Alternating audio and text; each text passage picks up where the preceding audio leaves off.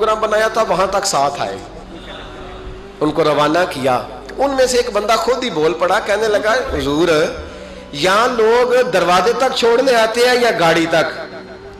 نہ دروازہ نہ گاڑی، آپ درمیان میں رخصت کرنے آئے، سمجھ نہیں آئی۔ تو خواجہ صاحب فرمانے لگے تم یہیں سید بنے تھے، یہاں تک ادب کرنا ضروری تھا۔ یہاں تم سید بنے تھے، یہاں تک ادب کرنا، پیچھے تم سید نہیں ہو تو میں کیسے ادب کروں؟ جہاں تک تم سید ہو وہاں تک ادب کرنا۔ اور میرے اعلیٰ حضرت نے عقیدہ دیا، کہنے لگے تیری نسل پاک میں ہے بچہ بچہ نور، تیری نسل پاک میں ہے بچہ بچہ نور کا، تو ہے عین نور تیرا سب گھرانہ نور کا۔ تو میاں صاحب نے اس کی وضاحت بھی کی۔ میاں صاحب سے کہا حضور ادب کرتا کون ہے؟ سارے تو ادب کرتے نہیں۔ تو میں دور نہیں نہ جاتا، پرانے محدثین نہیں پوچھتا، یہ کشمیر میں میاں محمد بخش صاحب سے پوچھ لیتے حضور ادب کرتا کون ہے؟ تو میاں صاحب فرمانے لگے اصلا نال جے نیکی کریے۔ کنہ نال؟ اصلا نال جے نیکی کریے تے وہ نسلہ تاک نہیں پھول دے، ہاں بے اصلا نال نیکی کریے تے پھول کنڈیاں نال تول دے۔ بے اصلا فرمانے لگے جو اصل ہوگا نا اخلاق کا، کردار کا، خاندان کا اصل، وہ ہمیشہ مصطفیٰ کے صحابہ کا بھی احترام کرے گا اور اہل بیت نبوت کا بھی ان کا ادب کرے۔ سنیں نبی پاک نے کیا فرمایا، ترمذی میں حدیث ہے، نبی پاک نے خطبہ حجت الوداع دیا۔ لوگ ہمیں کہتے ہیں نماز روزہ حج زکوٰۃ اس سے آگے نہ جاؤ، حضور نے خطبہ دیا، فرمایا میں تمہیں دو چیزیں دے کے جا رہا ہوں، اگر تھام کے رکھو گے تو گمراہی تمہارے پاس نہیں آئے گی۔ یا رسول اللہ کون کون سی؟ فرمانے لگے ایک میں تمہیں قرآن دے کے جا رہا ہوں، دوسرا اپنا خاندان دے کے جا رہا ہوں، ان کو تھام کے رکھنا، گمراہی کبھی تمہارے پاس ان کو تھام۔ سنو حضرت اسامہ بن زید رضی اللہ تعالیٰ، حضرت اسامہ آپ فرماتے ہیں مجھے نبی پاک سے کوئی کام تھا، یہ بھی ترمذی کی حدیث ہے، کہتے ہیں میں حضور سے ملنے گیا تو میں نے نا حضور سے بات چھیڑی، نبی پاک سے میں نے ذکر چھیڑا۔ جب وہ بات میں نے کرنی شروع کی نا تو حضور نے چادر اوڑی ہوئی تھی، بکل جس کو مارتے ہیں، کہتے ہیں چادر اوڑی ہوئی تھی، تو نبی پاک کی نا چادر میں دو چیزیں حرکت کر رہی۔ تو جناب اسامہ بن زید رضی اللہ تعالیٰ عنہ فرماتے ہیں بات کرتے کرتے میری توجہ جب ادھر گئی تو میں اصل بات ہی بھول گیا، میں کہنا کچھ چاہ رہا تھا، میری زبان سے کچھ نکل رہا تھا، کیونکہ جب توجہ بٹ جاتی ہے نا، اس لیے توجہ بٹ جائے تو پھر لفظوں کا حسن برقرار نہیں رہتا۔ تو جناب اسامہ بن زید کہتے ہیں میں کہنا کچھ چاہ رہا تھا، میرے منہ سے نکلتا کچھ اور تھا، تو سرکار سمجھ گئے، تو حضور صلی اللہ علیہ وسلم مسکرا کے کہنے لگے بھول گئے ہو نا بات؟ تو میں نے کہا حضور بھول گیا ہوں۔ تو کہتے ہیں میں بھی ان سے کب سے کہہ رہا ہوں کہ باز آ جاؤ، لیکن یہ نہیں آ رہے۔ کہتے ہیں میں اور پریشان ہوا کہ یہ کن سے حضور کہہ رہے ہیں۔ تو نبی پاک نے چادر مبارک کو کھولا، ایک بغل سے امام حسن نکلے، دوسرے سے امام حسین نکلے۔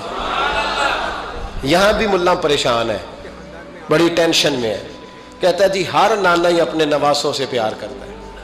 تو میں نے کہا بیوقوف یہ عام نانا نہیں، یہ وہ والے نانا ہے جن کے بارے میں اللہ کہتا ہے وما ینطق عن الہویٰ ان ہوا الا وحی یوحیٰ، فرمایا میرے محبوب اتنی دیر تک بولتے نہیں جب تک میں حکم نہیں کر دیتا۔ تو امام حسن اور حسین کا پیار بھی اللہ کا حکم تھا، اس لیے ہو رہا تھا۔ فرماتے ہیں جب نبی پاک کی بغلوں سے وہ دونوں نکلے نا تو میں نے حضور کی آنکھوں میں چمک دیکھی، نور دیکھا، اور جیسے بندہ کسی سے پیار کرتا ہے تو چہرہ بھی بتا نہیں رہا ہوتا، آج کل کی زبان میں کہتے ہیں باڈی لینگویج، اس کی باڈی لینگویج بھی بتاتی ہے کہ یہ جو بات کر رہا ہے نا یہ طاری ہے۔ تو محبوب فرمانے لگے اسامہ یہ دونوں میرے بیٹے ہیں، یہ دونوں میرے بیٹے ہیں کیونکہ میری بیٹی کے بیٹے ہیں۔ اور فرمایا اسامہ میں ان سے بڑا پیار کرتا ہوں، کاش امت ان لفظوں کو سمجھ جائے۔ حضور نے فرمایا میں ان سے بڑا پیار کرتا ہوں، میں بڑا پیار کرتا ہوں، اور میں نے رب سے دعا کی ہے یا اللہ جو ان سے پیار کرے تو اس سے پیار کرتا، میں نے یہ دعا کی ہے اے اللہ جو ان سے پیار کرے تو اس سے بھی پیار کرنا۔ حضرت امام حسنین پہلی بات یہ ہے کہ ان کا پیار ایمان کا حصہ ہے، ان کا پیار ایمان کا حصہ ہے، ان سے جو پیار نہ کرے گا وہ صاحب ایمان۔ حضرت عبداللہ ابن عمر رضی اللہ تعالیٰ عنہ بیمار ہو گئے، شدید علیل تھے، طبیعت مبارک میں کمزوری آ گئی، کچھ کھانے کو دل نہیں کرتا تھا، گھر والے بار بار کہتے کچھ کھا لیجئے کچھ کھا لیجئے، نہیں کھاتے تھے۔ बिलाखिर हज़रत नाफ़े आपके ग़ुलाम थे, उनसे कहने लगे कहीं से मछली मिल जाए ना थोड़ी सी तो मैं खाऊंगा। तो कहते हैं मैं सारे मदीने में ढूंढता रहा, मछली ना मिली। अगले दिन भी ढूंढी तो ना मिली, तीसरे दिन भी ढूंढी तो ना मिली। तो फरमाने लगे यार बस छोटी सी ख्वाहिश है, कोई फ़र्ज नहीं मिलती तो रहने दे। कहते हैं चौथे दिन मछली मिल गई, मैं 1.5 दिनार की मछली लाया। ला के हज़रत अब्दुल्लाह इब्न उमर रज़ी अल्लाह तआला अन्हु के सामने जो मछली रखी तो आपने लुकमा रोटी का तोड़ा था, मछली को लगाने लगे कि दरवाजे पे फकीर ने आके आवाज दी कुछ खाने को दो। तो हज़रत अब्दुल्लाह इब्न उमर ने रोक लिया और हंसे। कई दफा दे हम भी देते हैं पर हमारा चेहरा देखने वाला होता है, इतने हम गुस्से में होते हैं, दे देते हैं, लेकिन जो सिलवटें होती हैं ना चेहरे वाली वो गिनी नहीं जाती। हंसे और मैं देखो मेरा अल्लाह कितना करीम है, वो मुझे बचाना चाहता, उठा बार दिया जाके। तो खादिम अब हुक्म का पाबंद था, वो लैतोला अल्लाह तो कर नहीं सकता था, वो गया और जाके दे आया। फकीर जब सारे मोहल्ले से आटा इकट्ठा कर लेते हैं तो फिर एक जगह जाके बेचते भी हैं। दे आया, वो 2 गलियां आगे गुजरा तो मैं पीछे दौड़ा गया। मैंने कहा सच बता खानी है कि बेचनी है? वो कहने लगा जो भी सबब लग जाए कर जाऊंगा, आपने दे जो दी है। तो कहते हैं मैंने उसे कहा कि ये 1.5 दिनार की मैंने खरीदी थी, अगर तू 2 दिनार की मुझे बेच दे तो आजकल मछली मदीने में मिल नहीं रही, तो मैं अपने आका को दे दूंगा, वो यही खाएंगे, बीमार हैं। तो कहने लगा जी बिस्मिल्लाह, मुझे क्या एतराज़ है, 2 दिनार मिल रहे हैं, 1.5 की मछली, और 1.5 की भी किसी ने नहीं खरीदनी थी, अब तो पक गई। फरमाते मैंने 2 दिनार उसको थमाए, वो मछली उससे खरीदी और ख़रीद करके मैं लाया। ला के हज़रत अब्दुल्लाह इब्न उमर के सामने दोबारा रखी तो फरमाया ये कैसे आ गई? मैंने कहा हुज़ूर 1.5 की खरीदी थी और फिर फ़कीर को दे दी, अब उसी से मैं 2 दिनार की खरीद के लाया हूँ, आप कबूल फरमाएं। तो फरमाने लगे तुमने अच्छा नहीं किया, अब इस तरह करो 2 दिनार भी उसे दे और मछली भी वापस दे आओ। अर्ज़ की हुज़ूर क्यों? फरमाया तुमने कुरान नहीं पढ़ा?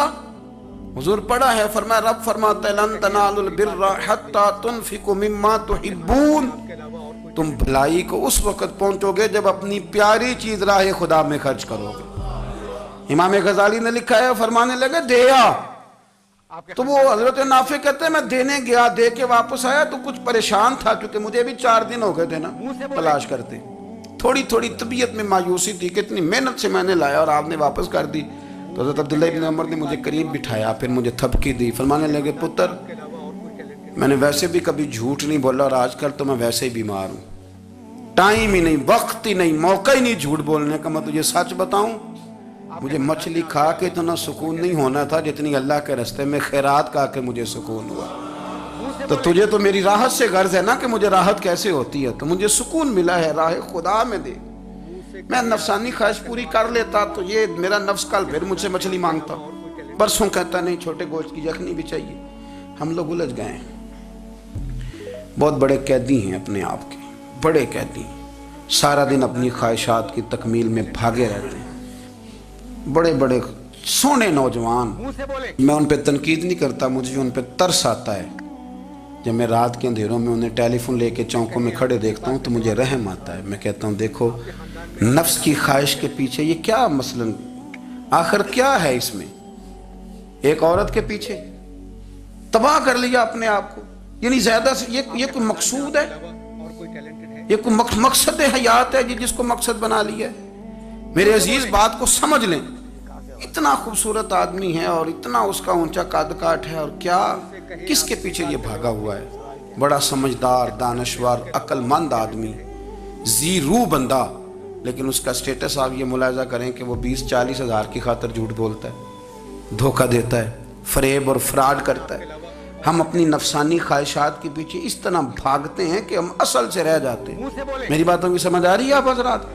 थोड़ा थोड़ा करके, एक एक करके इनकी बातें कम माने। जरूरी तो नहीं ना कि सवेरे नाश्ता बाजार से अपनी मर्जी का तगड़ा किया है, बाजार से ला के पूड़ियाँ चने बेहतरीन खाए, और पूड़ियाँ चने अभी खाए नहीं, शापर में डाले हुए हैं और वो लेके अभी आ रहा है, तो साथ ही रास्ते से गोश्त भी छोटा अच्छा लगा तो 2 किलो वो भी ले आए कि पूड़ियाँ चने खाऊंगा और दोपहर के लिए गोश्त पकाऊंगा।